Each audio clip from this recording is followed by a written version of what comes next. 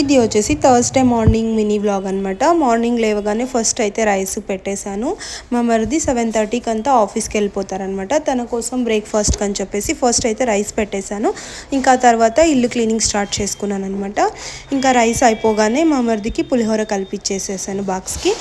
తను వెళ్ళిపోయాక ఇంకా యాష్ కార్డ్తో జ్యూస్ అయితే చేసుకుంటున్నాను అనమాట. దీనివల్ల మనకి చాలా హెల్త్ బెనిఫిట్స్ ఉన్నాయి. ఇన్ కేస్ మీకు కావాలనుకుంటే చెప్పండి, నేను లాంగ్ వీడియోలో చేస్తాను.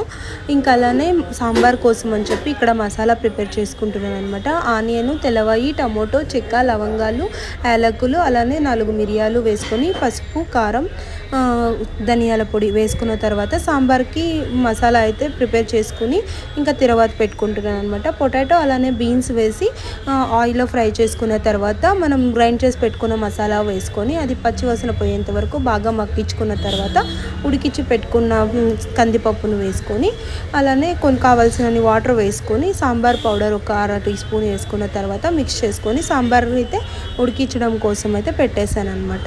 ఇంక ఈలోపు అయితే బనానా అండ్ ఓట్స్తో ఒక స్మూదీ అయితే ప్రిపేర్ చేసుకుంటున్నాను. ఇది బ్రేక్ఫాస్ట్ లాగా తీసుకుంటాం అనమాట.